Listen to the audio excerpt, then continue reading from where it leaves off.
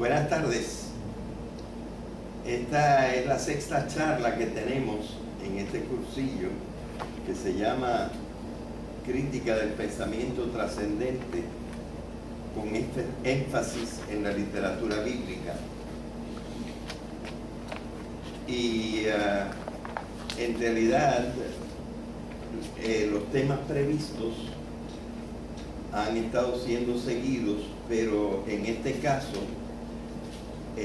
el último tema que presentamos, que era el concepto de trascendencia, nos ha tomado una clase más de lo que creíamos, y por lo tanto, en cierta manera, estamos atrasados de un tema que podremos recuperar o no.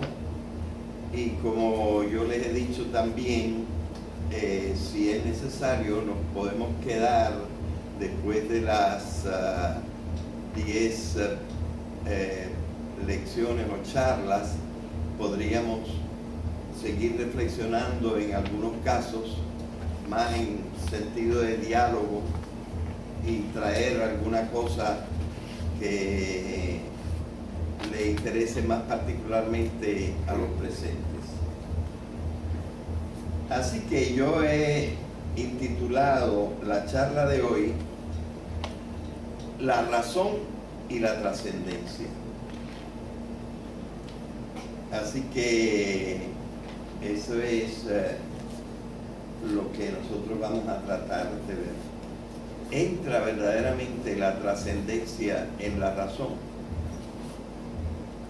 Pues claro, depende de lo que nosotros entendamos por razón. Y eso es bastante complicado. ¿Qué podemos entender por razón? Creo que he tomado una perspectiva bastante original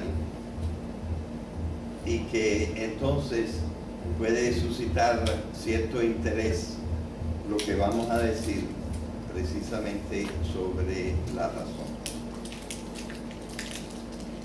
El primer punto que voy a desarrollar lo podríamos llamar la razón como logos. Ustedes todos se dan cuenta que la palabra logos está emparentada con la palabra lógica, pero naturalmente el logos llega a ser un concepto amplísimo y multifacético que tenemos que tratar de analizar, por lo menos en algunas de sus vertientes.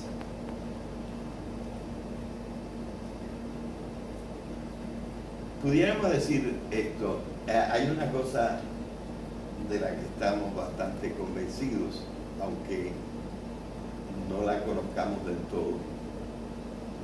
Ahí está el mundo,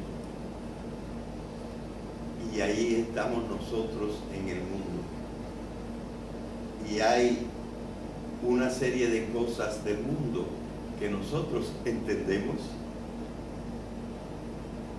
montones de cosas en el mundo que a través de la historia de la humanidad ahora nosotros entendemos.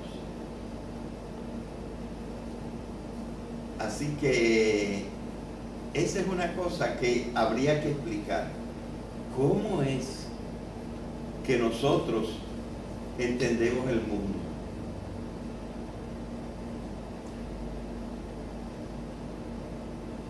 Claro, alguna idea puede parecer natural, como nosotros somos una parte del mundo, estamos hechos de la misma materia que el mundo,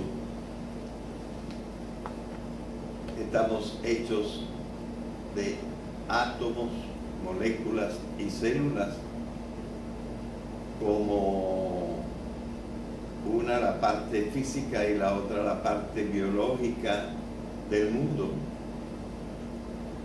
Y nos entendemos el mundo porque también un poco nos entendemos a nosotros. Así que no es completamente, pero es un misterio realmente que nuestra mente se pueda aplicar a ver cosas y diga, entiendo. Los animales no lo hacen. Los animales no entienden en dónde están ni por qué. De manera que el que nosotros lo hagamos resulta maravilloso. Y entonces podemos decir esto, podemos constatar finalmente que el mundo es inteligible. Y esa es la gran maravilla.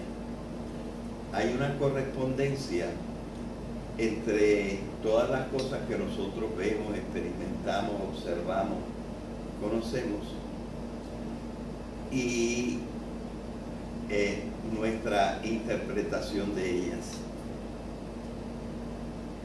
Y hasta entonces hablamos de la naturaleza de las cosas que observamos y las catalogamos y las metemos en categorías, las metemos en casilleros y nosotros ordenamos el mundo en que vivimos. Y uno se puede preguntar, ¿cómo es que nosotros podemos hacer esto? ¿Verdad?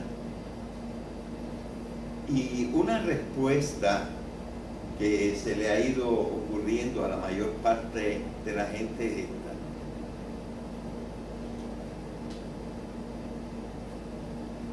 Nosotros tenemos razón. La razón en griego la podemos llamar logos. Y entonces nosotros podemos decir, la podemos conocer porque la estructura del mundo también es lógica. Pero aquí, claro, lógica la tenemos que poner entre comillas. La estructura del mundo es lógica. Entonces hay como una correspondencia que es lo que permite que nuestro logos, nuestra razón, comprenda el mundo. Porque tienen algo en común. Y desde muy antiguo, una cierta parte de los pensadores, pues ha convenido en que la razón por la cual nosotros entendemos el mundo es porque la estructura del mundo, la estructura del cosmos, la estructura de lo que hay es, entre comillas, lógica. Entonces, eso nos sugiere lo siguiente. El logos no es nada más una cualidad del hombre. Hay otra cosa en el mundo que deberíamos llamar el logos. Entonces, este logos no tiene como nosotros un cuerpo.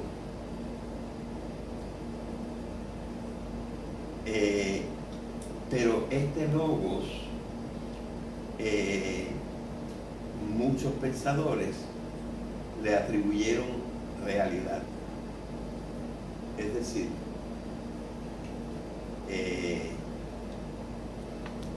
el mundo tiene una estructura real. Y entonces podemos hablar de algo que no sé cómo llamarlo.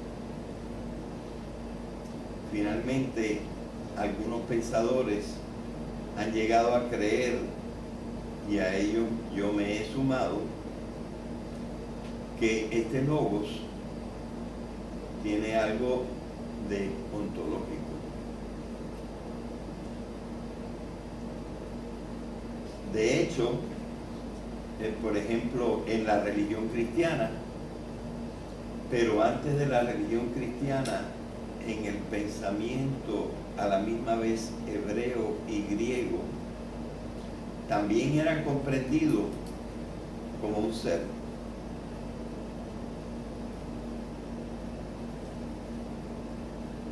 No sabemos hasta qué punto esto que estamos diciendo tiene que atribuirse a una metáfora. Si le estamos atribuyendo o personificando al Logos, como nosotros personificamos otra serie de cosas en las que pensamos. Por ejemplo, por mucho tiempo, la psicología personificó la voluntad, personificó la inteligencia, y todavía hoy en día no nos hemos desprendido completamente como de pensar que la inteligencia es una cosa, que la voluntad es una cosa, que la afectividad es una cosa, cuando más bien nosotros podemos decir que las tres cosas, las tres realidades o las tres ideas mencionadas son fenómenos de una cosa: nuestro cuerpo emergido. ¿Entienden lo que quiero decir con esto? Nuestro cuerpo emergido. Nuestro cuerpo empezó por ser, bueno, por venir de una célula, un organismo monocelular, pero después fue complexificándose de este organismo unicelular, salieron otros organismos. Cada organismo emergido del primero empezó a tener propiedades diferentes, y los descendientes de los segundos organismos tuvieron otras propiedades diferentes, se construyeron nuevas síntesis, y a cada nueva síntesis se producían nuevas propiedades hasta llegar a cosas como la conciencia psicológica y la conciencia moral.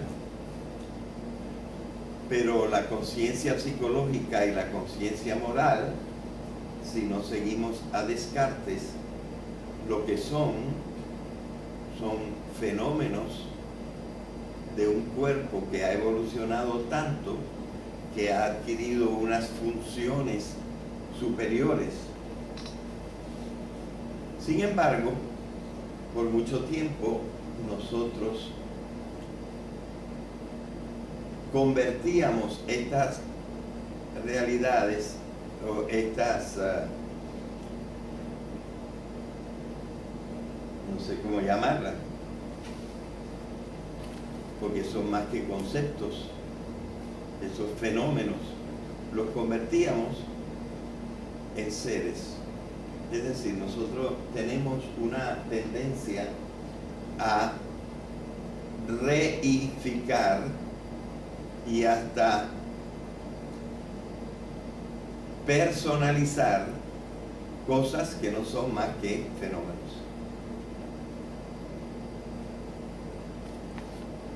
Todavía, por ejemplo, en el pensamiento mío, y yo tuve ocasión ya de expresarlo,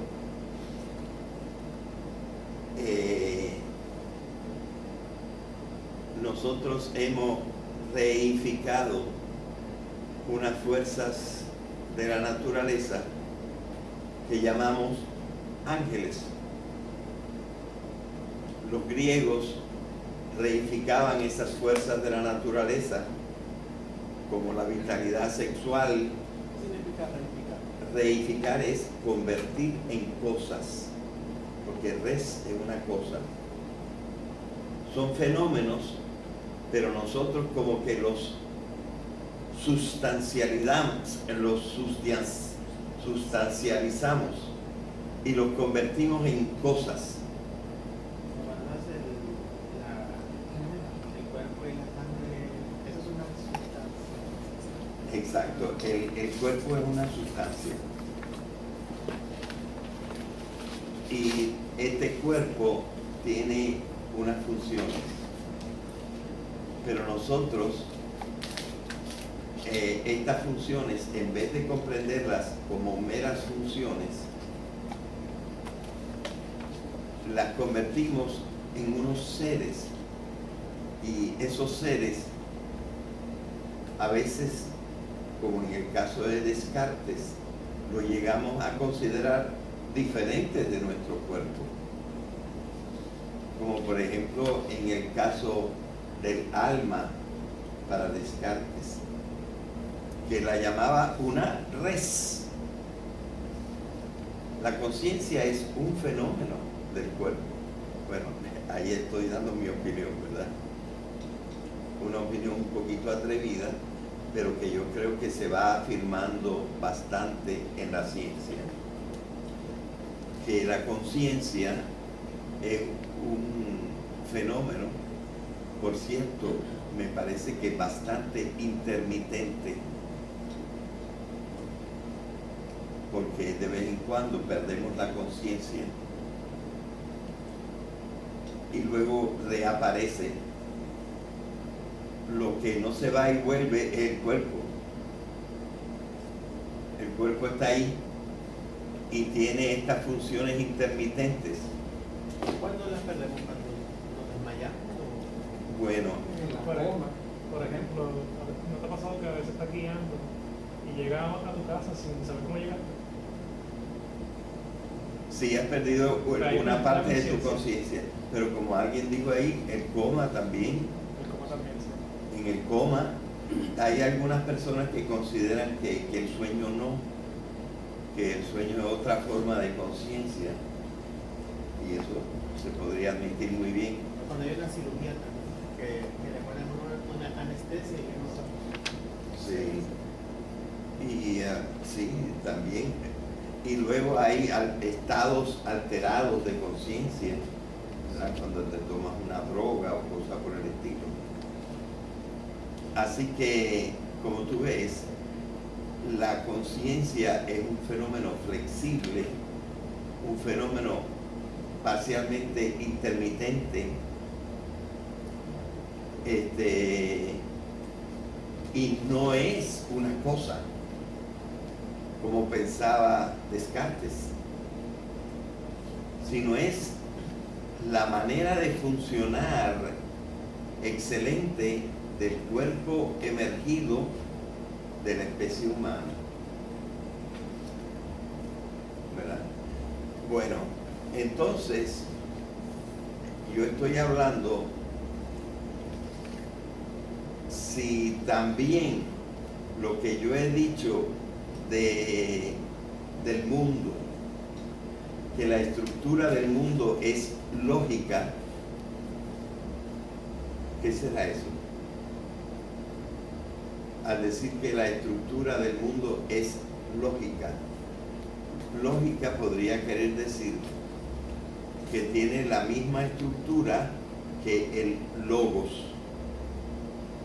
Y el logos hemos dicho que es la razón, pero no la razón del hombre, sino una especie de razón universal.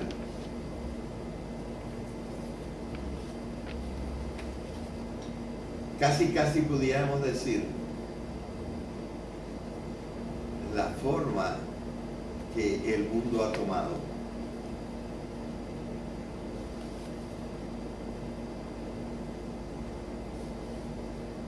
Fíjense que en la religión cristiana este logos no solamente se ha reificado, es decir, es una cosa. Este logos se ha personalizado. Es decir, este logos en el fondo es la persona de Jesucristo. Entonces, la razón, el logos, no es solamente una función que tiene el hombre, que a veces hemos llamado una facultad.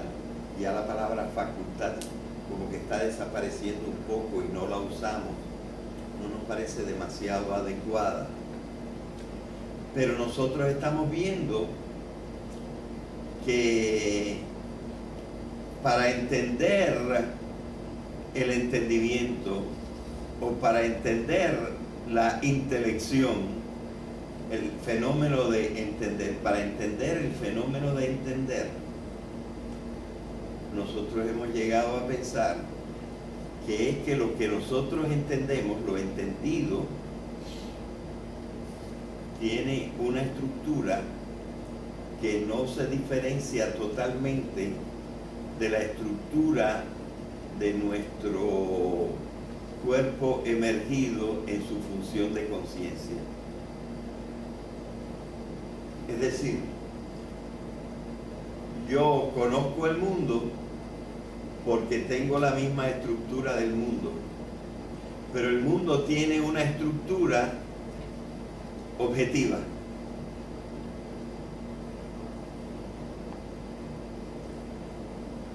Es decir, que nosotros no sabemos hasta qué punto metafóricamente, y eso, por decir así, no lo voy a decidir en esta clase, pero eso ha sido pensado por gran parte de la humanidad y está en el trasfondo de nuestro pensamiento. En el trasfondo de nuestro pensamiento, nosotros tenemos que, en realidad, el hecho de que nuestro cuerpo pueda conocer, cosa que nosotros, personificándola un poco o reificándola un poco, la llamamos la razón, es porque tiene la razón la misma estructura que tiene el mundo. Y entonces pensamos que eso que tiene nuestro cuerpo, esa función que tiene nuestro cuerpo y que nosotros reificamos un poco llamándola la razón, es tal porque así es el mundo y entonces tenemos algún contacto con él. Nosotros podemos entender el mundo porque somos iguales. Les traje para enseñarles un libro bastante reciente. Este libro es de 2012. Es un libro que no sé hasta qué punto ha ganado ya la confianza de los científicos. Habla de cosas tan extremadas y tan extremadamente difíciles que no sé si todavía tiene bastante consenso universal. Este libro creo que se inspiró en el hecho de que al final del siglo XX, y no sé si tuvimos que llegar hasta principios del siglo XXI, se llegó a establecer una cosa que hemos llamado el genoma humano. El genoma se había descubierto desde los años 50 del siglo XX por Francis Crick y Watson, no me acuerdo el primer nombre de Watson, pero se había descubierto con sus 4 sustancias químicas y sus espirales, ¿verdad? El genoma humano. Pero con una paciencia enorme y con las nuevas máquinas y computadoras, hacia finales del siglo XX o principios del siglo XXI, se logró completar todo el genoma humano, porque va cambiando la forma en que se mezclan esos 4 elementos en las 2 espirales.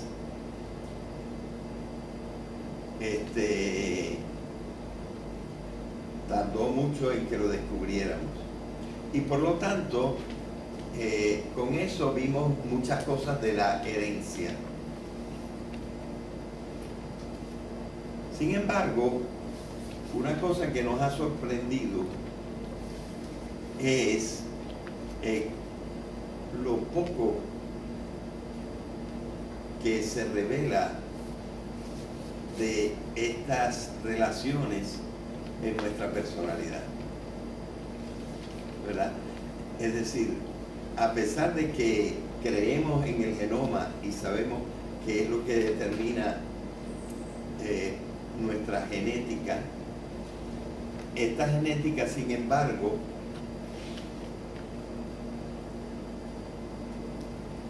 no parece que nos haga tan iguales. Y tenemos una partida de diferencias. ¿Ok? Así que este señor, que es de origen asiático, se llama Sebastián Seung, escribió un libro para presentar una idea que no está todavía desarrollada. Como el genoma también le costó más de 50 años llegar a completarse la idea. Él lo que está tratando es decir que la identidad de cada uno de nosotros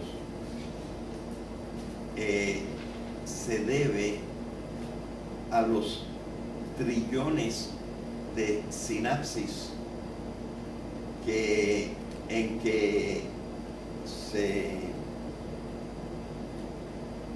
meten nuestras neuronas, ¿verdad?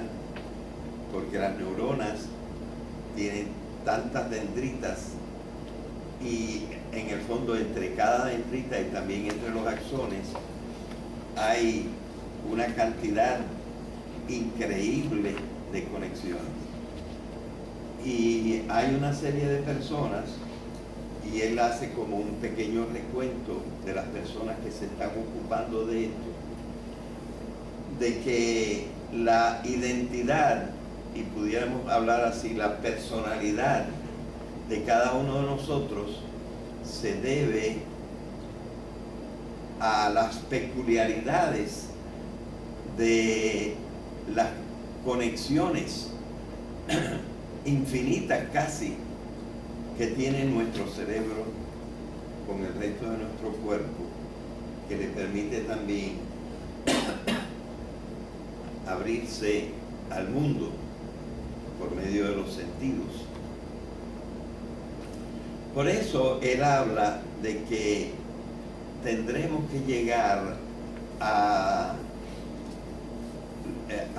igual que descubrimos el genoma, tendremos que llegar a descubrir nuestro conectoma, para lo cual se necesitarán unas computadoras que yo creo que todavía ni siquiera completamente existen.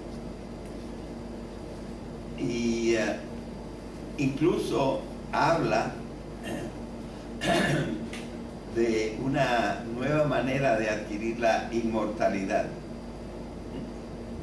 que será lograr traducir todas estas relaciones o conexiones de nuestras neuronas en un sistema electrónico, en una computadora, en donde se preservará nuestra personalidad hasta después de la muerte. Después yo quiero hablar con Morphy. Hay un grupo de científicos que están preparando, bueno, la computadora la tiene, y están preparando un modelo del cerebro eso es tan rápida Ajá. que el número de funciones que puede llevar a hacer cada segundo pasa de millones. Sí. Para poder llevar a ese modelo la gran conexión de sinapsis que hay, solamente de esa manera con la computadora lo pueden hacer. Bueno, eso es precisamente, y yo lo traigo no para decir, Hay una película esta es la verdad. que trata más o menos de ese tema, se llama The Matrix. Ah, sí. Tiene ese tema por debajo. Sí. Bueno, pues, sino como, porque esto nos puede dar un poco la idea de lo que es ese logos del universo. ¿Verdad? Entonces, en realidad, nosotros podemos decir, aquello que nosotros en el ser humano llamamos la razón, no es más que un pequeño trasunto de la organización del universo. Y esa organización del universo, ese orden, es real, sería real. Pero evidentemente, ¿en qué sentido eso es real? Porque real quiere decir que eso tiene un ser, es un ser, existe, que ese logos del universo existiría. No con esta sofisticación y con esta manera de incluir la biología y los estudios recientes, pero esta idea es una idea que lleva un poco más de 2000 años. Por ejemplo, yo quedé fascinado y utilicé bastante los escritos de un filósofo cuya filosofía tiene mucho de griega, pero que él es hebreo. Y es un tipo que tiene que haber vivido en los mismos años que vivió Jesús. Se llama Filón de Alejandría, porque hay varias personas que se llaman Filón, pero este es el famoso Filón que vivió en Alejandría, en Egipto. Entonces él tiene varios libros en que habla del logos. Y ciertamente este logos él lo considera una realidad que estructura el mundo y que es el que permite que, como nosotros también estamos formados de la misma estofa que está formado el mundo, nosotros comprendamos el mundo. Es decir, por eso a ambas la llamamos la razón. Ambas la llamamos el logo. El logos. El logos es, por lo tanto una función del cuerpo humano como una realidad que en cierta manera no tenemos más remedio que llamar una realidad trascendente.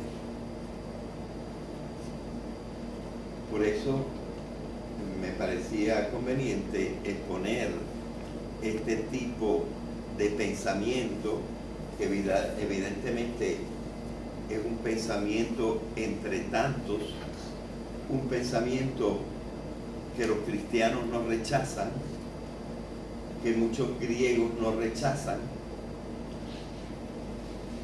un pensamiento evidentemente que no ha podido ser determinado ni estudiado por la ciencia, un pensamiento que habría que ver hasta qué punto está construido con lo que yo he llamado el pensamiento análogo en una forma bastante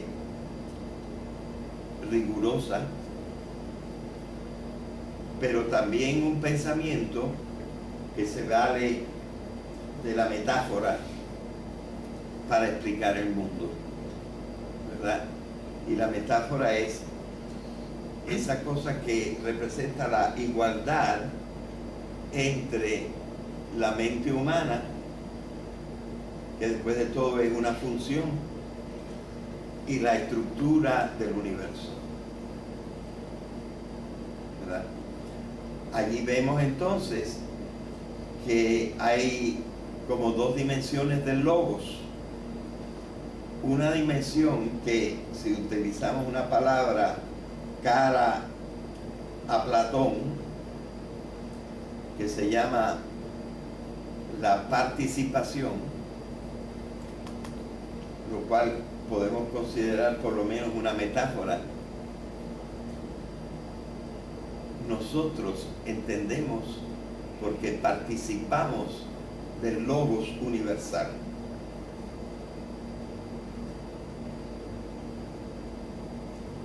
Entonces ustedes ven que incluso para explicar el hecho de que nosotros conocemos, una de las teorías más venerables es esta, la teoría del logos. Filón de Alejandría toma un ejemplo que después es utilizado por el Nuevo Testamento y que yo estudié en mi tesis.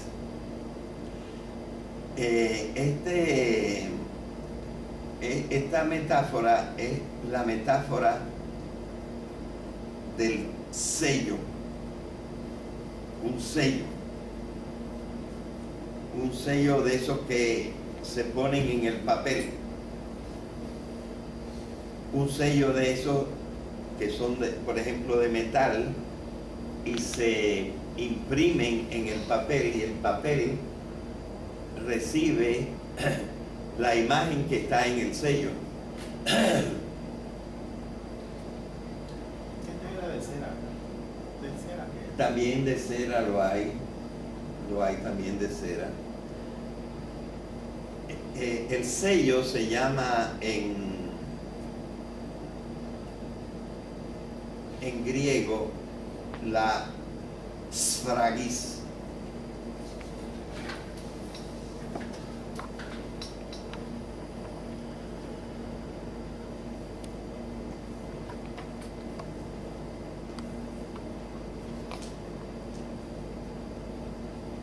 Esta S es la S ordinaria y esta es la S final, pero es la misma. Las fragis.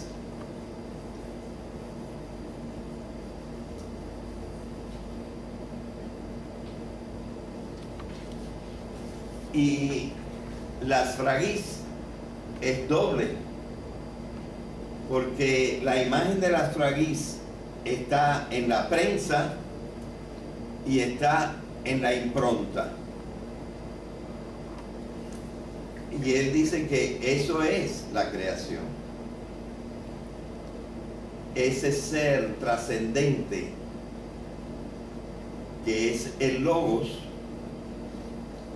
imprimió su imagen en el mundo. Y todo lo que hay en el mundo es una imagen de lo que ya estaba en ese ser. No me gustaría llamarlo emanación porque no es una palabra que utiliza el cristianismo. Por cierto, el cristianismo utiliza la palabra generación. El Padre engendra al Logos. Y el Logos no es creado. El Logos es una, pudiéramos decir, una dimensión del Padre, una segunda dimensión del Padre. Y en la teoría cristiana, esta dimensión del Padre es una persona. Es decir, puede decir yo. De manera que ustedes ven que la razón, porque logos quiere decir razón y razón quiere decir logos, en uno de los tantos sentidos que tiene la palabra, la razón procede de este logos infinito.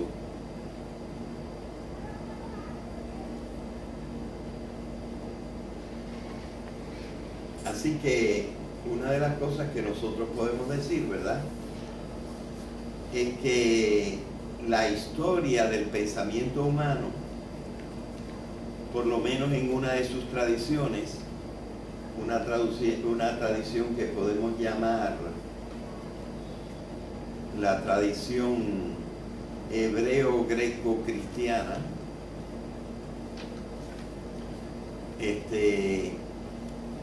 tiene una de las concepciones de la razón del logos que es trascendente. Y para explicar la razón que nosotros tenemos, se acude a esto que lo podríamos llamar una metáfora, lo podríamos llamar como queramos, pero es algo que busca una explicación detrás de lo que existe. Y eso ordinariamente es la trascendencia. Es buscar explicaciones más allá de aquello que nos permite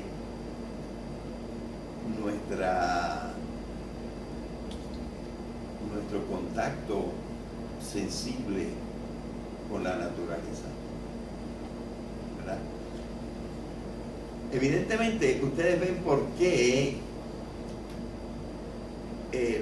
por lo menos los antiguos, y naturalmente también aquellos nosotros que continuamos teniendo un pensamiento cristiano inspirado en la fe o con mucha fe, cualquiera que sean las dos eventualidades. ¿Por qué se piensa en la trascendencia? Es una larga tradición, y es una larga tradición que no parece de ninguna manera estúpida. Lo que sí nosotros podemos pensar es que, primero, esta concepción de la razón no es accesible al pensamiento único.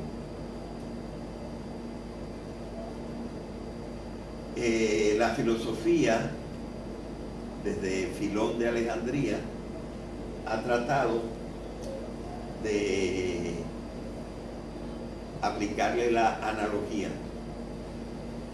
y de convertirlo en una idea razonable, que el mundo no termina donde nosotros dejamos de ver, sino que de alguna manera nosotros tenemos que buscar una explicación que está más allá.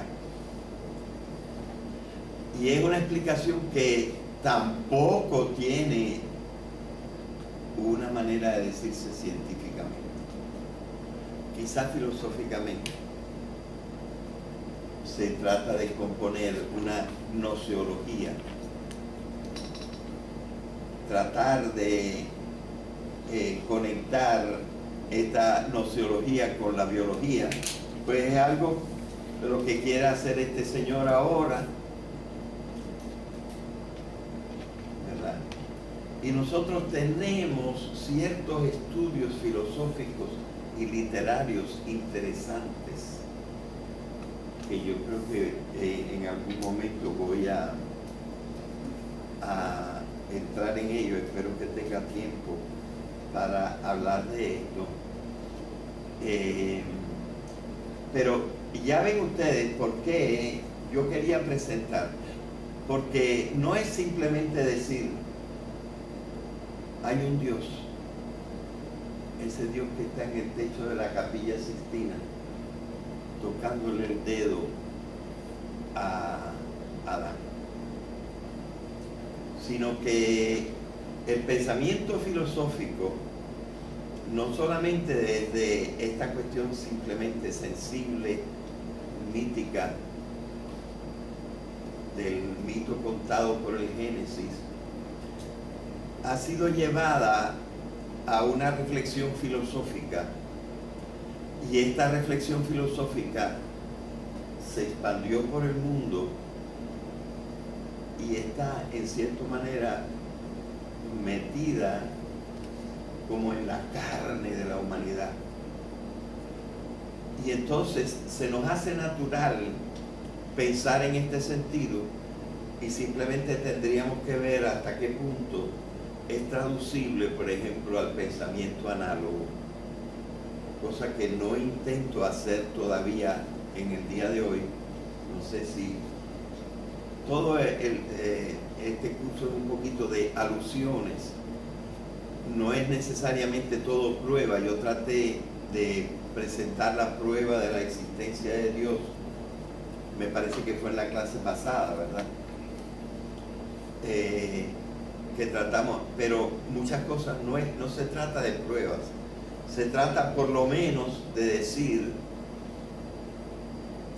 cómo es el entramado de un pensamiento que está quizá un poquito tácito en nosotros, pero que implica la existencia de una trascendencia.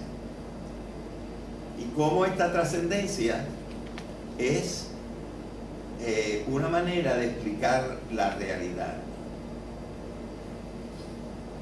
Y no existe una contraparte científica para hablar de estas cosas. Así que nuestro solo recurso es la filosofía y un poco la teología. Ajá. Que Slavoj Žižek dice que la función de la filosofía es más bien reformular preguntas. Y pues como que veo esta idea en usted. Sí, y la teología es una manera de poner en estructura racional las ideas de las metáforas y las ideas de los mitos. Bueno, así que ya ven ustedes, el logo es como la presión trascendente y nuestra razón es como la impronta, tiene la impronta de esa presión, porque nosotros no podríamos ser más que la imagen, y fíjense que esto ya está hasta en el Génesis, el hombre hecho a la imagen y semejanza de Dios. Así que ya ven ustedes que por lo menos en el venerable pensamiento hebreo, greco, cristiano, se ha desarrollado una idea en el cual el logos no es simplemente lo que ahora pensamos de él, una función del cuerpo emergido, sino que como función del cuerpo emergido es la imagen de la estructura del mundo. Y se está tratando de encontrar en libros como este, que repito, no sé qué tal ha sido acogido, no se ha hablado mucho de él todavía, no sé qué va a pensar la gente de si es un proyecto demasiado ambicioso. Pero ven ustedes que estamos hablando de, yo diría, la principal idea de la trascendencia del logos. Es decir, el logos o la razón y la razón humana no sería más que la imagen especular de la razón eterna del mundo. Y razón significa también proporción, estructura, relación. Yo creo que hasta la palabra relación pudiera tener algún parentesco etimológico con la palabra razón. Bien, aunque no he explicado, bueno, les quería decir que todo esto está relacionado bastante con una idea que se debate mucho por ahí. Yo mismo no estoy totalmente de acuerdo de la manera que se expone, pero es la idea del intelligent design. Es decir, que todo lo que existe muestra una racionalidad, una logicidad. Es la misma estructura que está a la base del mundo. Y esta estructura es tan diferente que ese intelligent design, en aquellos que adoptan esta manera de explicar, es el mismo Dios, o es una dimensión de Dios. Y el Logos se da como una entidad creadora. Dios, Padre, la primera persona, es incomunicable.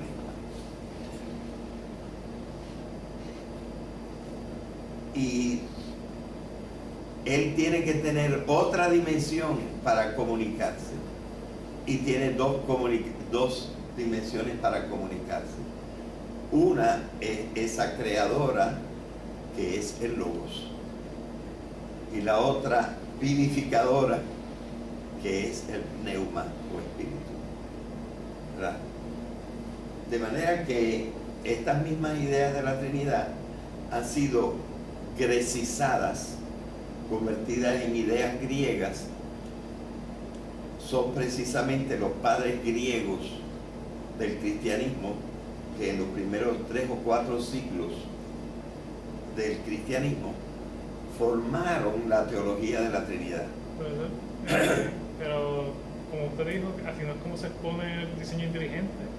De hecho, hay ahora museos que dicen que los humanos estaban con los dinosaurios. O sea, se expone a tal forma, o sea, como que muy literal. Hay un museo. Y esa idea ha sido fuertemente criticada por Dawkins, por Dennett. Sí, sí. Bueno, yo no le hago mucho caso a Dennett ni a Dawkins. Pero yo no acepto totalmente la manera en cómo exponen el intelligent design. Aunque hay algunas cosas dentro de la teoría que es muy interesante. Yo tengo algunos escritos, pero yo creo que tengo todavía que aclarar más mi pensamiento sobre lo que he estado simplemente mencionando. Es un cierto parentesco entre todas estas ideas que vienen desde una remota antigüedad y la exposición del intelligent design, que lo quiere combinar con la ciencia, cosa que no existía antes. Déjame seguir porque si no sigo, no voy a terminar yo que creía que no podía completar la hora. Bien, hay una idea que se me ocurrió mientras estuve escribiendo, pero no está exactamente en el ensayo. Mientras estuve escribiendo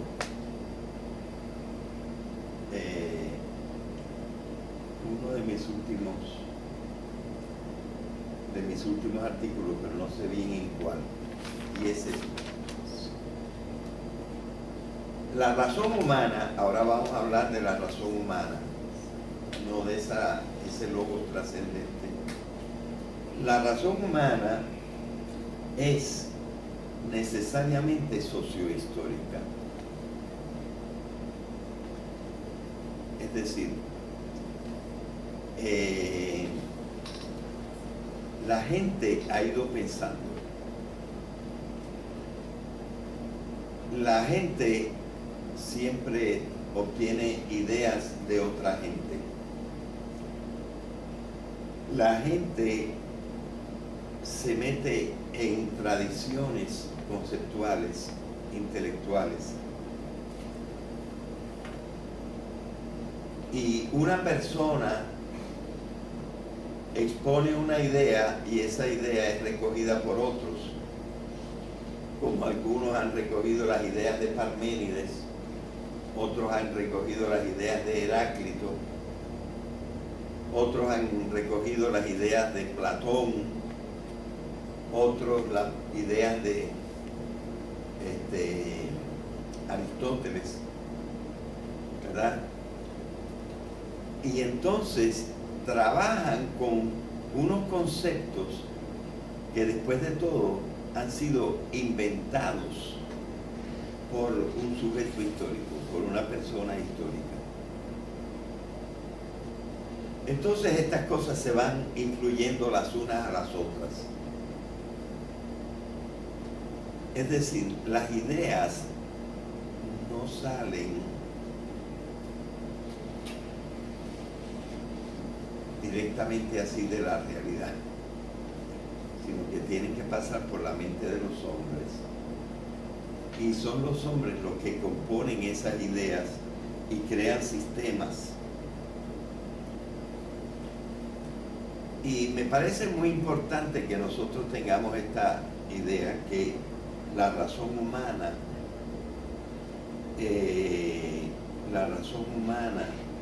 es necesariamente sociohistórica,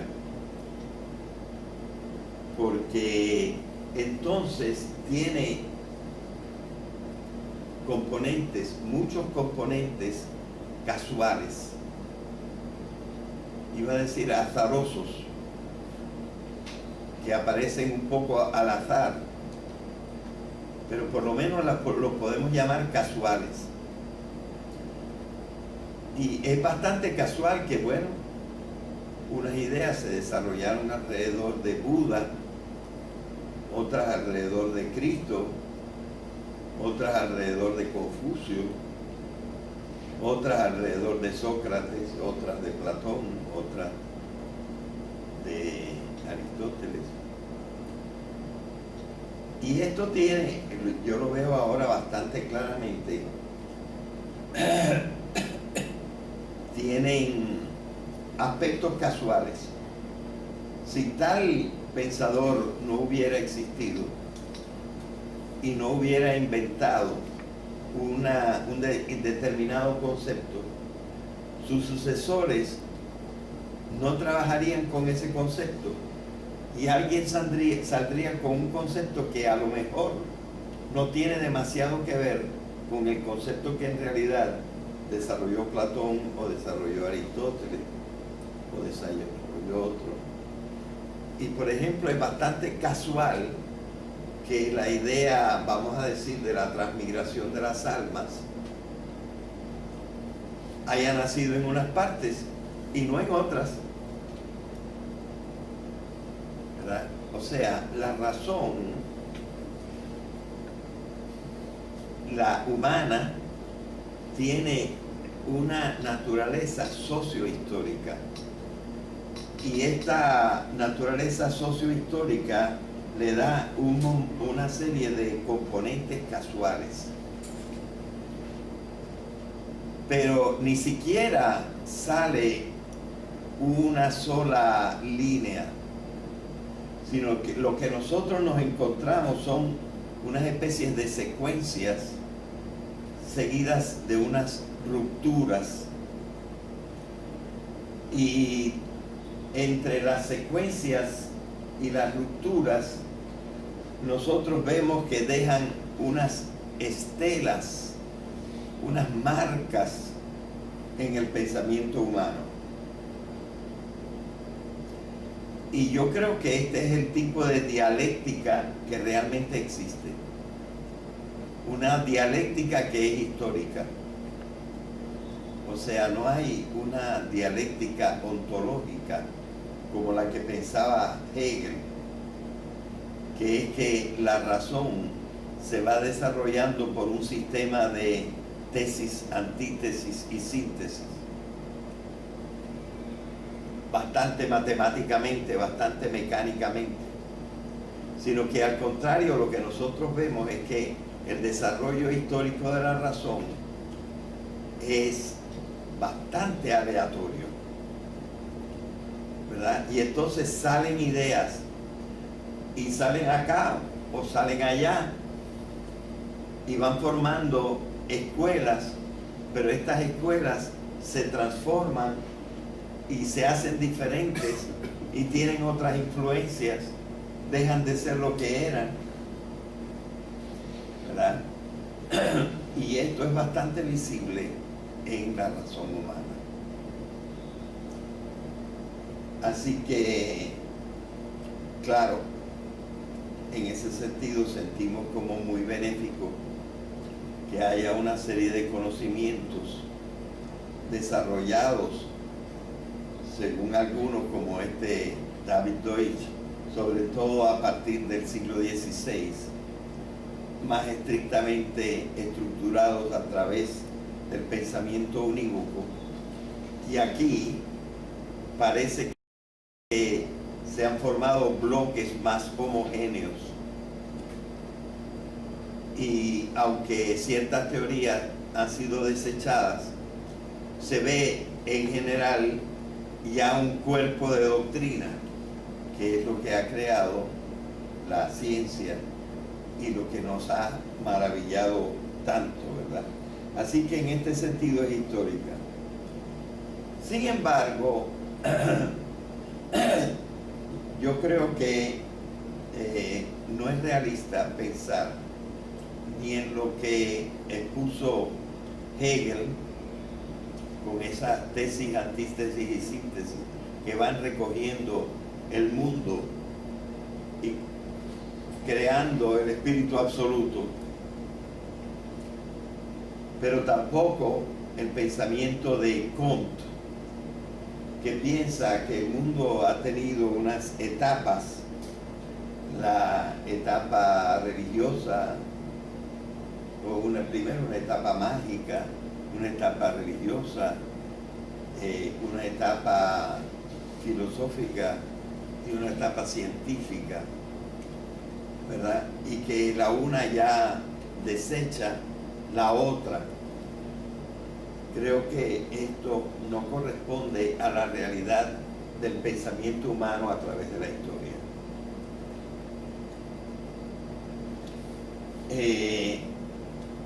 Sin embargo, sí hay una serie de pasos o vericuetos de la razón que han sido estudiados en el siglo XX por Lucien Goldman en varios de sus libros, que explican lo que se llama el estructuralismo genético. Y por ejemplo, él escribió un libro acerca del pensamiento, me parece que fue de Molière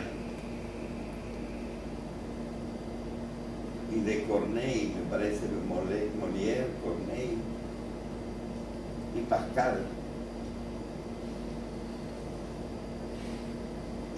personajes más o menos contemporáneos unos de los otros, que explica por qué ciertas ideas no pueden nacer hasta que otras que nacieron primero no se hayan desarrollado.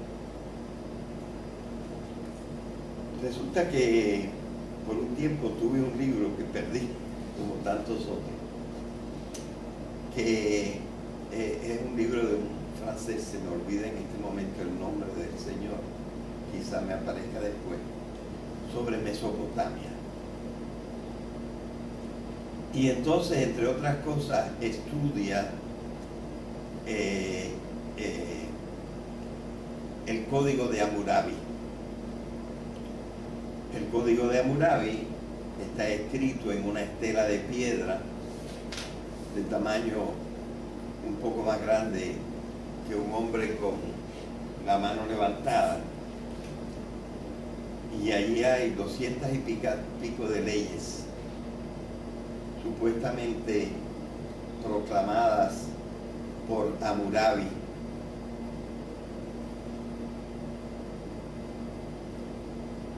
...1750 años antes de Cristo. Y entonces este señor estudia el Código de Hammurabi y dice una cosa interesantísima. Dice, esto no es un código. Esto es una recopilación a posteriori de decisiones del rey, simulando un cuerpo de doctrina. Es decir, él convirtió decisiones que él había tomado a lo largo de su reinado en unas especies de leyes, pero estas leyes no tienen una relación racional las unas con las otras. Probablemente influidas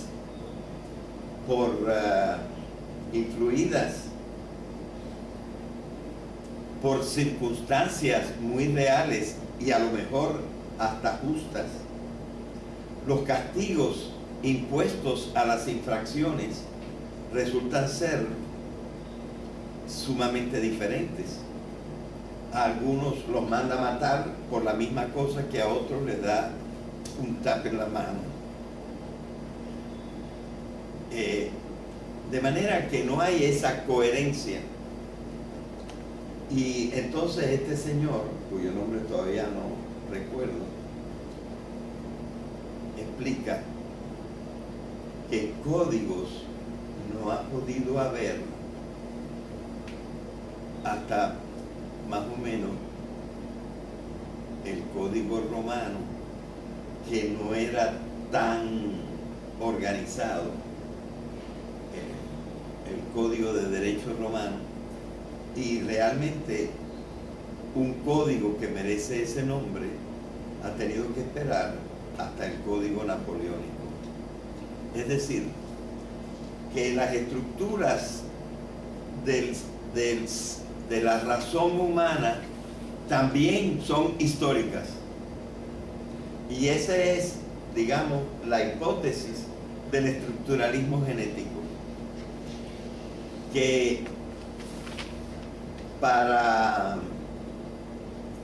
que una cierta idea aparezca, tienen que haber aparecido antes otras ideas, y que incluso, por ejemplo, lo que ahora nosotros llamamos derechos humanos, quizá empieza con Hammurabi, tiene un gran adelanto en Ciro el Grande, empieza a estructurarse en las leyes romanas, pero solamente en el siglo XX nosotros llegamos a primero en el siglo XVIII a una declaración de los derechos humanos, y una declaración todavía más clara y clarividente en 1948. Es decir, la razón humana también es histórica. Es decir, esa parte me parece que es bastante importante, ¿verdad?, para ver otros aspectos de la razón humana. Pero eso es ya la razón precisamente considerada como un fenómeno que existe en el hombre y que es social, no es solamente individual. Y aunque algunos hombres han adelantado cosas, como Pascal o como otros, tiene que haber habido antes todos unos sustratos que se han asimilado para llegar a las conclusiones a las que hemos llegado en el siglo XX y en el siglo XXI. Bien, la razón como fenómeno humano depende totalmente del cuerpo animal en su más avanzada emergencia, que es el cuerpo del hombre. Ya hemos dicho entonces que la razón no es una realidad ontológica, es decir, no es cartesiana. La razón es un fenómeno vital.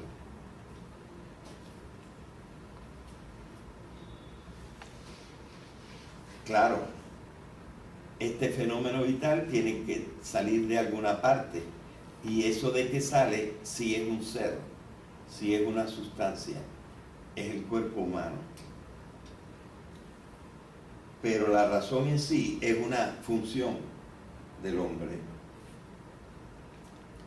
Bueno, una cosa a la que ya hemos aludido es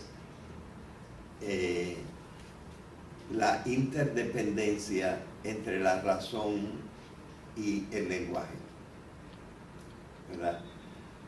La razón humana no puede funcionar prácticamente más allá de cero sin el lenguaje. De manera que ya nosotros hemos hablado un poco de eso, y puesto que me faltan algunas cosas, lo voy a dejar ahí, y vamos a hablar entonces un poquito de que, aunque no es la única, la tradición hebreo-greco-cristiana es una que ha conservado muchos elementos trascendentes. Sin embargo, después del siglo XVI, esta razón que es histórica ha ido como esforzándose en limpiar la tradición hebreo-greco-cristiana de los elementos trascendentes.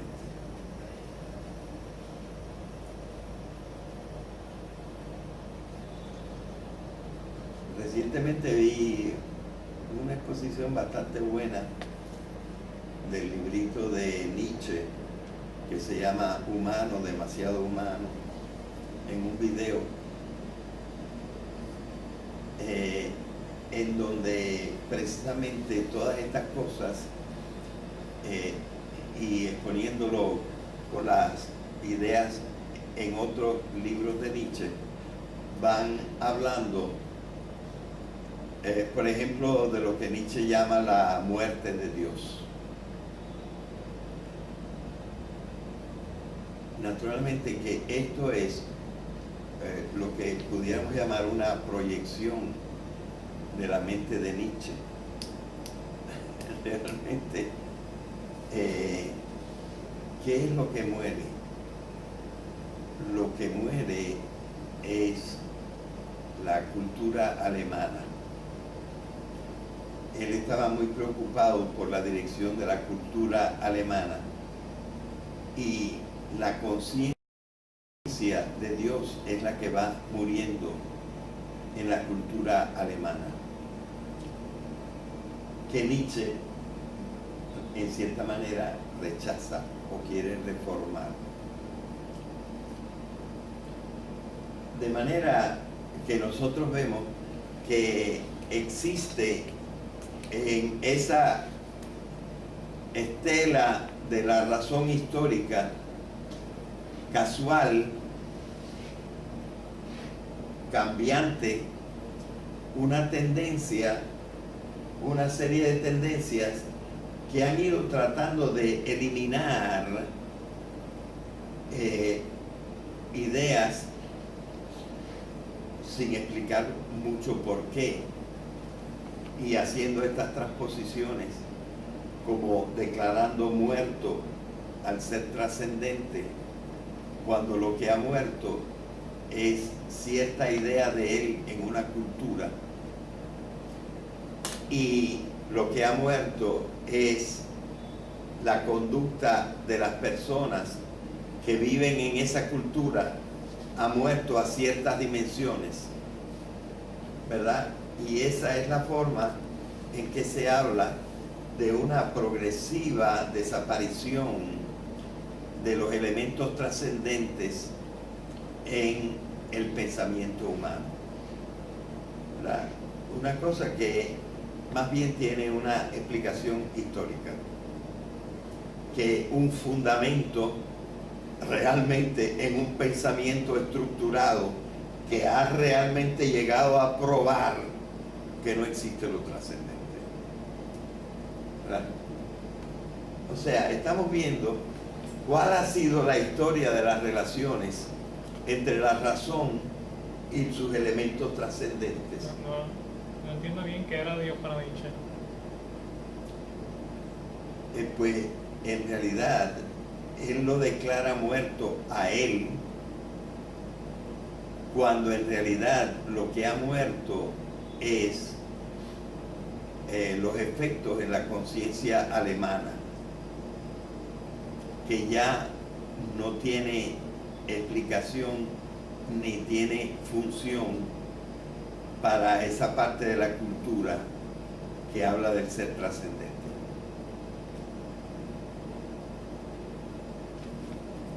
Así lo explicaría yo, ¿verdad? Sin embargo,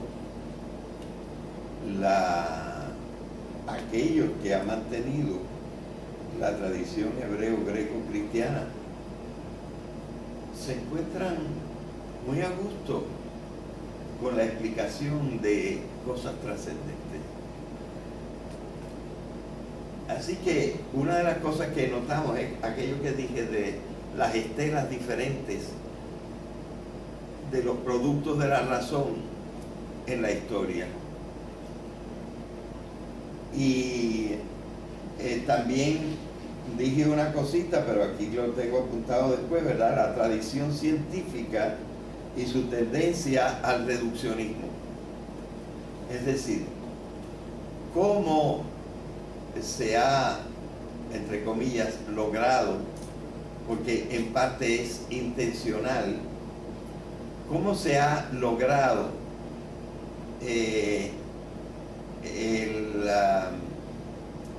¿cómo se dice? El verbo, el nombre para desechar. Se ha desechado, ¿verdad?, la idea de la trascendencia. ¿Cómo ese desecharse, cómo se ha logrado? Pues yo diría a través del reduccionismo. Ese reduccionismo se produjo mayormente por la intensificación del pensamiento unívoco, que por cierto Deutsch estudia en unos capítulos bastante buenos. Yo no tengo una visión total del libro de Deutsch todavía. Creo que tiene él ciertas cosas no las reconoce o no las conoce. Es decir, yo creo que Deutsch tiene algunos elementos buenos y algunos elementos malos en su libro, pero él insiste mucho en todo lo que ha hecho el iluminismo a partir del siglo XVI para la construcción de un mundo explicado unívocamente. Pero al explicarlo unívocamente, realmente ha necesitado usar lo que llamamos el reduccionismo,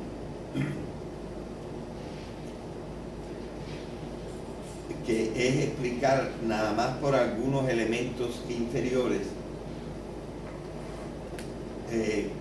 cosas superiores.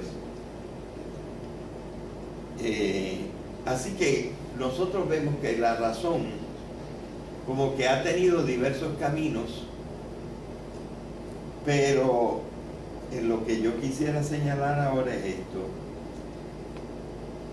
que como lo explican algunas personas de lo que se llama la tradición del pensamiento crítico alemán, de Adorno, Horkheimer, Habermas y esta gente, Marcuse y otros, que hablan, por ejemplo, Horkheimer habla de la razón instrumental. La razón instrumental es una razón que ha dejado completamente de ser trascendente, de tener elementos trascendentes. Y la razón instrumental, tanto para él como para Morris Berman, el autor de este libro, se debe precisamente al reduccionismo que la razón ha adoptado a partir del siglo XVI, ¿verdad? Entonces, la crítica que quisiera hacer en este momento de ese tipo de razón es el siguiente. Como explica también Herbert Marcuse en un libro que yo no conozco demasiado bien, pero sé de qué trata, que se llama El hombre unidimensional. He leído partes de él, pero no todo el libro. ¿Qué cosa es el hombre unidimensional? El hombre que utiliza su razón, que es la razón instrumental, para la utilidad, que es lo que ha hecho la ciencia, lo que ha enriquecido el mundo, lo que ha levantado el capitalismo y lo que ha desencantado el mundo. Entonces, lo que yo quisiera hacer ver un poco en una forma crítica, pero no necesariamente en una forma probatoria, pero que es la tesis de Morris Berman mayormente, es esto. Y ahora, ¿para qué nos sirve la razón? Para ser ricos infelices, que no podemos mantener nuestra civilización. A eso es a lo que ha llegado la razón. No necesitamos el programa que apoya Morris Berman de reencantar el mundo. ¿Qué se necesitaría para reencantar el mundo? Tenemos tiempo todavía. 30 minutos. Yo creí que, ¿verdad? ¿Qué se necesitaría para reencantar el mundo?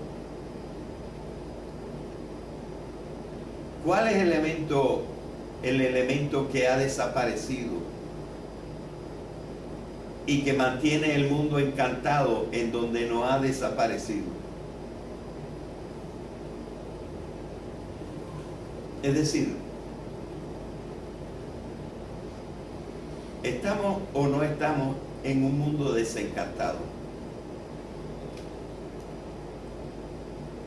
El mundo de Irak, de Afganistán,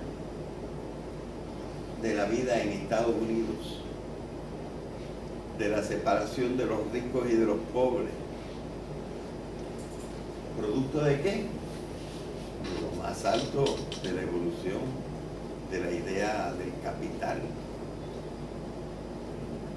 de la idea de las finanzas, de la idea de la supresión de ciertas cositas en la cultura que no dan riqueza, ¿verdad? Un mundo seco. Y aquellos que siguen en el mito y la metáfora, y también los que siguen en la analogía, viven una vida con cierta plenitud. Y se suicidan menos. ¿Cómo? Se suicidan menos. Y se suicidan menos. Con menos chavo, con menos cosas y se suicidan menos. Y ellos con tanto viven una vida. Sí, pero yo lo quiero llevar a la parte, digamos, intelectual. Pero en cuestión de suicidio yo no estoy de acuerdo porque ¿Ah? la mayoría de la población que se suicida es pobre.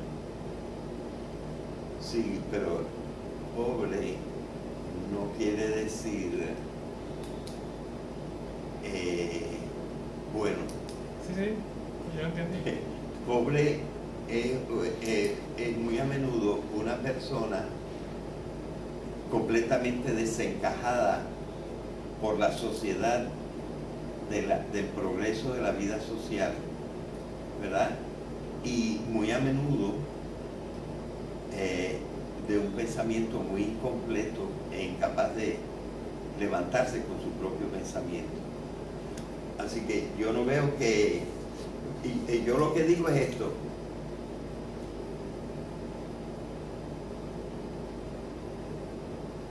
yo no veo necesariamente que no se trata simplemente de la riqueza, porque cuando he hablado del dinero y de las finanzas es que evidentemente hemos hecho una utilización tremenda y muy desarrollada de estos elementos utilitaristas. Es decir, pero falta algo. ¿Y qué falta en esas vidas siempre? Lo que más falta es el elemento trascendente. O sea, yo veo que el utilitarismo ha llegado a no ser útil. El utilitarismo es el resultado de la razón instrumental. Es decir, de poner a la razón simplemente para los fines prácticos, materiales, dejando de lado fines trascendentes para la persona, que me parece la característica de gran parte de la cultura actual, incluyendo la novelita esta, en donde evidentemente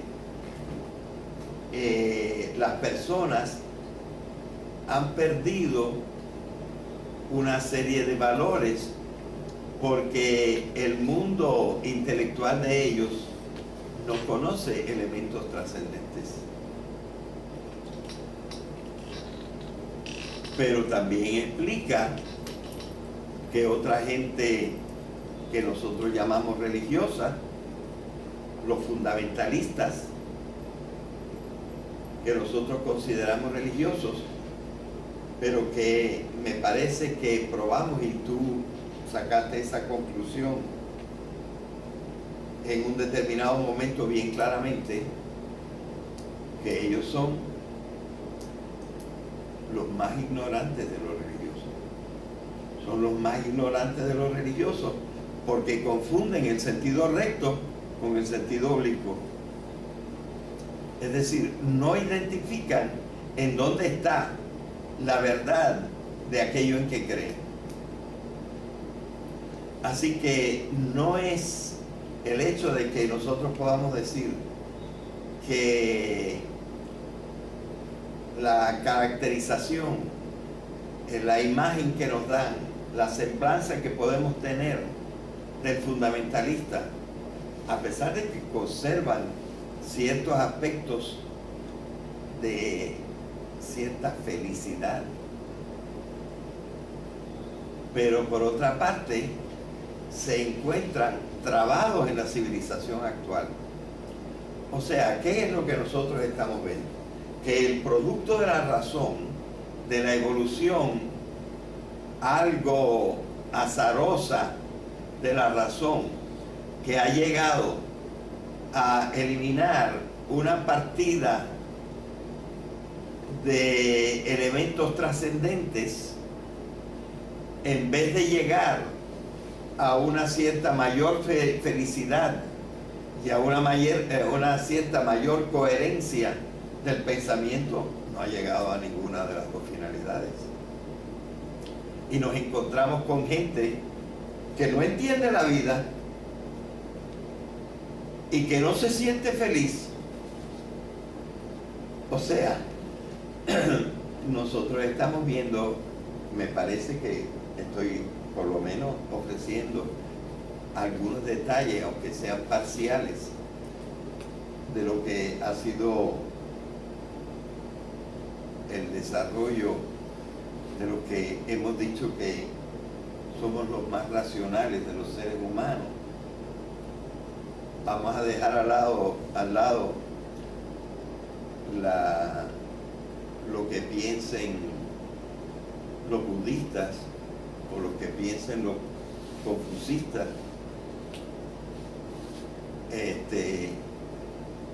Pero realmente nosotros vemos que si nada más examinamos, por ejemplo, la vida de Occidente, nosotros nos estamos encontrando en unos impases y en una destrucción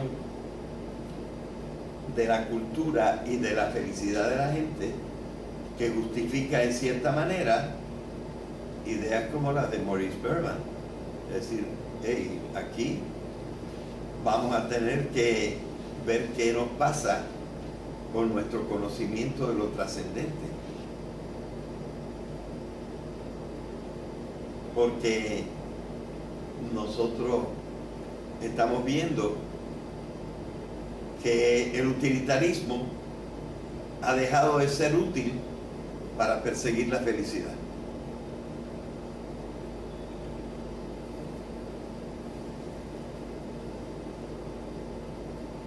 Así que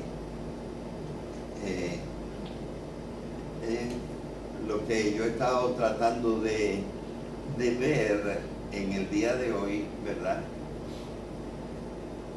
Cómo la razón no es necesariamente bien comprendida y cómo la razón tiene unos elementos que han sido... porque la razón no es simplemente lo que se ve en el libro de lógica, ni en el libro de matemática, ni en el libro de biología. Pero ese reencanto no sería volver al medievo. ¿Cómo? Que ese reencanto no sería volver al medievo. Bueno, quizá no creo que sea nunca la historia dar marcha atrás. Pero ciertamente existe, por ejemplo, vamos a decir Ernesto Cardenal, en el cual hay unos elementos de trascendencia que se están estudiando. La profesora Luce López Baralt acaba de presentar un análisis del canto cósmico de Ernesto Cardenal, ¿verdad? Y presenta una visión del mundo y de la realidad que no es medieval. Al contrario, está tratando de utilizar en forma trascendente elementos de la ciencia moderna, ¿verdad? Nosotros no podemos decir que Teresa de Calcuta sea una persona del medioevo. Es decir, nosotros tenemos en la historia de Occidente una serie de personas, y aunque esto no es lo único trascendente, pero por ejemplo los místicos, pero otra serie de personas, no sé, bueno, también el místico Thomas Merton, ¿verdad? Pero evidentemente pudiéramos hablar simplemente de algún grupo iluminado de cristianos, ¿verdad?, que viven con más paz, y otra gente que ni siquiera pertenece a nuestra cultura, sino pertenecen a otras culturas, pero tienen algunos elementos trascendentes. Es decir, la eliminación de la trascendencia no parece haber resultado en un mejoramiento de la cultura humana. Y la cultura humana es el producto de lo que ordinariamente nosotros llamamos la razón.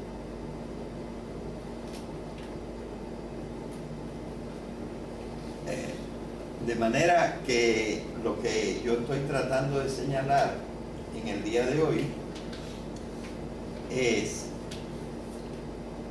que tenemos que hacer una revisión de qué elementos necesitamos para mantener una cultura humana digna de nuestra racionalidad.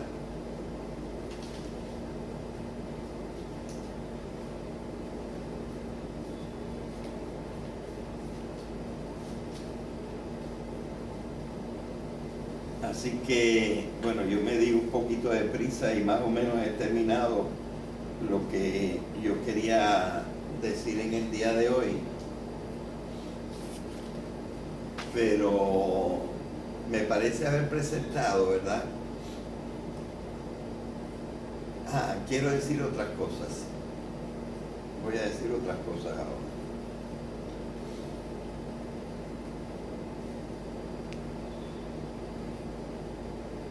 Ustedes saben que el otro día nosotros presentamos acá una explicación de la escultura monumental que tenemos en el campus y que lleva precisamente el nombre de recta razón. La recta razón.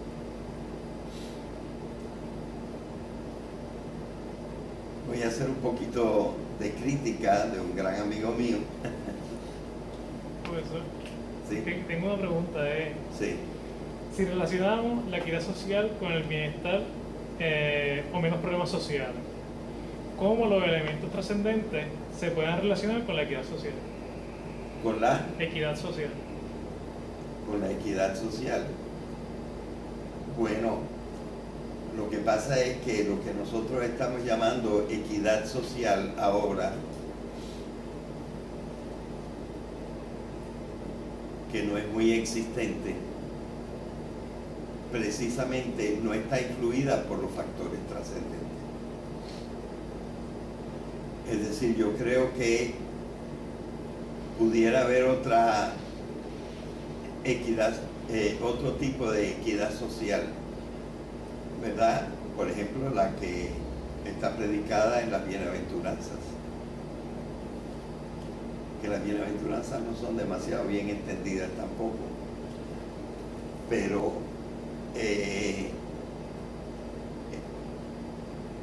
en el pensamiento trascendente hay mucho de compartir. En el pensamiento trascendente hay una identificación del pobre con el logos eterno, que es la razón primordial para el compartir.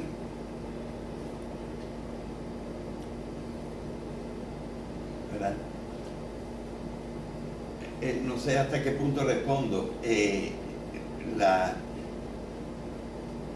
Evidentemente que hay algo, ¿verdad?, de que la trascendencia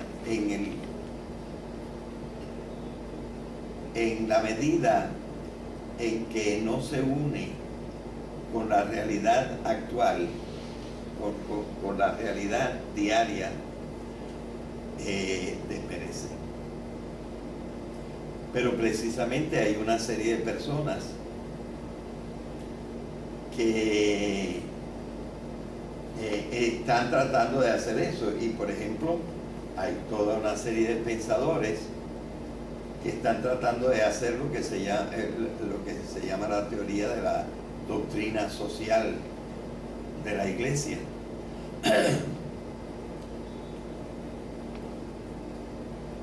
Durante un tiempo en el siglo XX se trató de aprovechar algunos elementos incluso del marxismo en la constitución de la doctrina social de la Iglesia. Y en la medida en que la metáfora, en que la trascendencia no trasciende la metáfora y no trasciende el pensamiento mítico, no se puede aplicar bien. Pero precisamente lo que nosotros queremos descubrir es si la trascendencia es nada más una ilusión, porque no hemos llegado a poderla comprender verdaderamente, ¿verdad? Y entonces sacamos unas conclusiones apoyadas en un lenguaje religioso, pero sin identificar el verdadero mensaje. Eso también existe.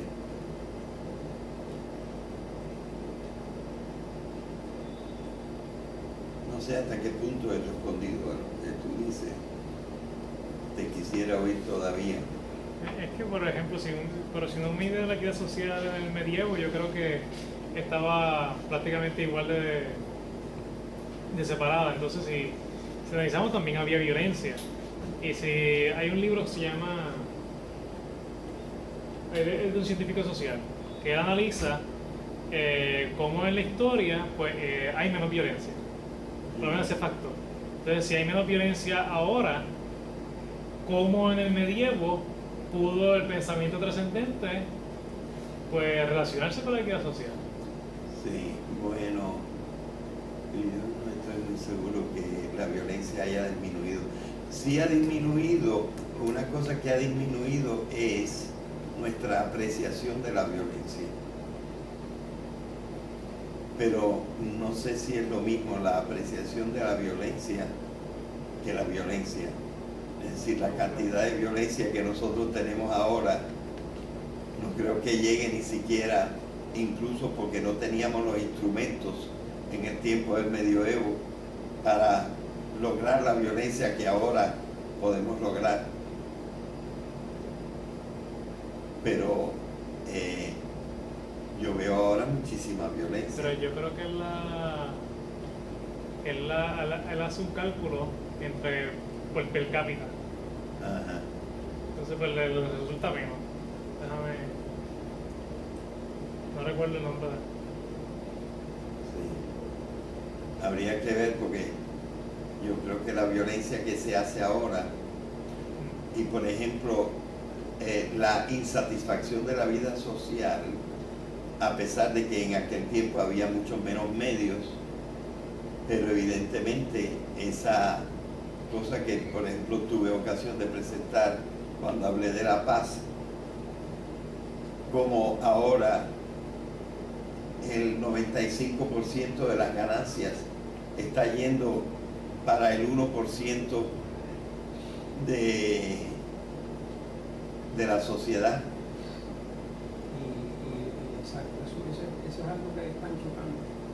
Y además, por ejemplo, un mundo donde se habla de una cantidad de gente literalmente ahí muriendo de hambre. Ajá. Un mundo que tiene una capacidad de producción de alimentos para abastecer el doble de la humanidad que tenemos ahora, y no se hace porque es algo ya premeditado, no es porque no se pueda. Ajá. Es que no se hace porque para evitar unas cosas, para evitar que el capitalismo no se jarte. Esa es la manera, esa es la cosa, como vive para un hambre que no se puede satisfacer de tener y obtener.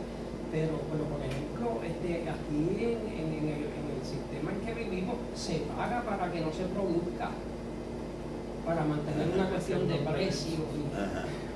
Porque, por ejemplo, vamos a poner una nación, Estados Unidos, si desarrollara la capacidad de producción que tiene, mire, ese término de hambre, eso no existiría en la vida. Bueno, sí, y el hecho de que en uno de los países más ricos del mundo, en Estados Unidos, haya 40 millones debajo del nivel de pobreza. Un 15%, que son 45 millones, de 300 millones, son 45.000 por ahí, que eso es mucho.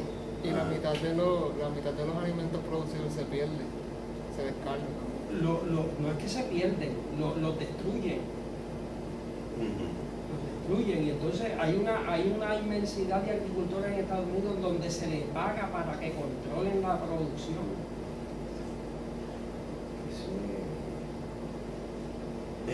Yo sí creo, evidentemente, no es muy comparable el medioevo al mundo moderno, pero no es muy comparable, pero realmente yo no sé si realmente ahora somos más felices que antes.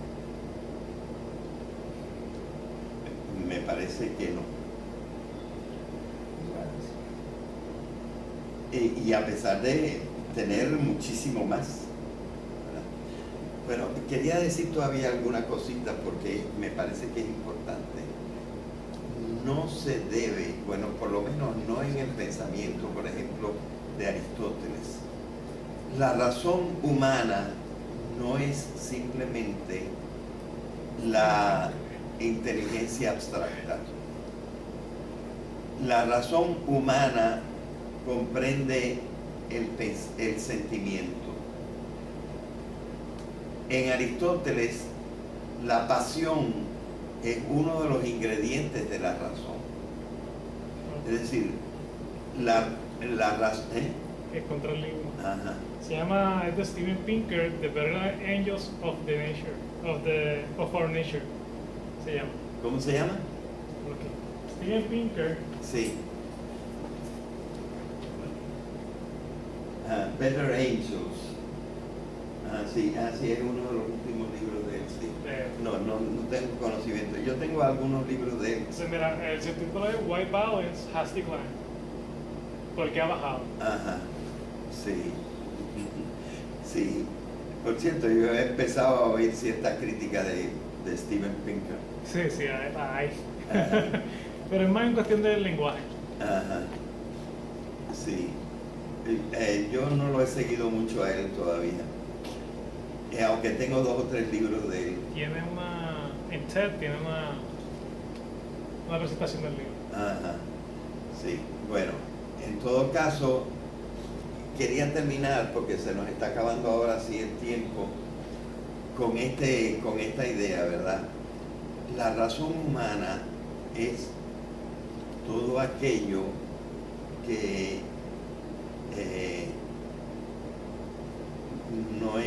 que es consciente en el hombre, e incluye los sentimientos y sobre todo incluye la voluntad. La voluntad. Quería decir que durante la presentación de Recta Ratio noté que mi compañero en la exposición, mi gran amigo y persona muy admirada por mí, que se llama Patrick Urbain, tenía reparos en alabar la razón. Y si yo hubiera tenido la razón, la idea de razón que él tiene, también hubiera tenido reparos. Porque lo que pasa es que para él la razón era nada más el pensamiento, la matemática, el método, el resultado de aplicar las reglas para obtener cosas. Es decir,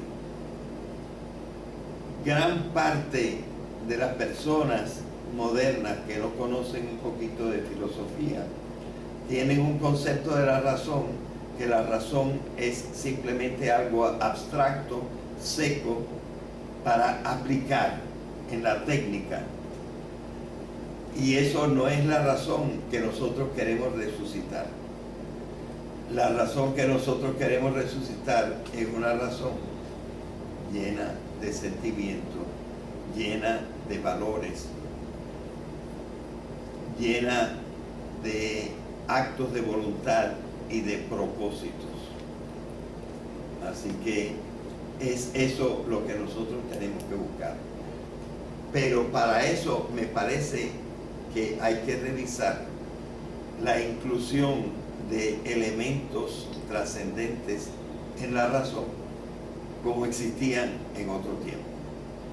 Vamos a dejarlo ahí hoy.